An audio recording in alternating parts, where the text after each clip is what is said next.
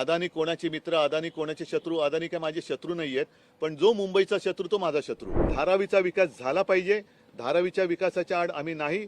धारावीकरांना त्यांच्या उद्योगांसह तिथल्या तिथे घरे मिळालंच पाहिजे आणि धारावीच्या माध्यमातून मुंबईची विल्हेवाट मी लावायला देणार नाही। बाकीच्याचं कोणाचे मत असतील ते त्यांच्याकडे, माझं मत हे ठाम आहे। धारावी पुनर्विकास अदानीच्या माध्यमातून जो होतोय त्याला तुमचा विरोध आहे, काँग्रेसचा त्याला विरोध आहे। पंतप्रधानांचा मित्र म्हणून अनेकदा तुम्ही भूमिका मांडताना ती भूमिका व्यक्त केलेली आहे। अशात शरद पवार हे सुद्धा अदानींचे मित्र आहेत। गेल्या 10 दिवसात शरद पवारांच्या मुख्यमंत्री एकनाथ शिंदे यांच्याशी 2 वेळा बैठका झालेल्या आहेत आणि असं म्हटलं जातंय की या बैठकीवेळेस अदानी समूहाचे अधिकारीही उपस्थित होते। तर अशा वेळेस महाविकास आघाडीत 2 पक्ष अदानींना विरोध करताय, तर दुसऱ्या बाजूला पवार हे अदानींच्या बाजूने असल्याचं याच्यावरती माझी भूमिका स्पष्ट आहे, शिवसेनेची भूमिका स्पष्ट आहे। अदानी कोणाचे मित्र, अदानी कोणाचे शत्रू, अदानी काय माझे शत्रू नाही आहेत, पण जो मुंबईचा शत्रू तो माझा शत्रू। त्याच्यामुळे जो कोणी मुंबईची विल्हेवाट लावायला येत असेल त्याला मी मुंबईची विल्हेवाट लावू देणार नाही। तो कोणाचाही मित्र असू दे, कोणाचाही शत्रू असू दे, जो मुंबईचा शत्रू तो मुंबईकरांचा शत्रू। आणि मला नाही वाटत पवार साहेब सुद्धा मुंबईची वाट लावायला देतील।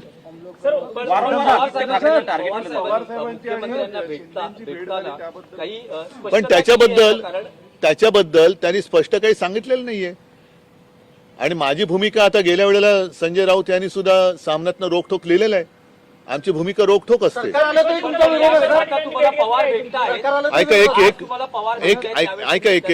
एक मिनिट तुम्ही जो प्रश्न केला, सरकार आल्यानंतर सुद्धा टेंडरच्या बाहेरच्या गोष्टी ज्या आहेत त्या आम्ही होऊ देणार नाही आणि जर त्या टेंडरच्या अंतर्गत असलेल्या अटी तटी काय असतील त्याच्यात अदानीने हे जमत नसेल तर अदानीने सांगावं की मला जमत नाही, नव्याने टेंडर मागवा आणि त्याचा विकास करा।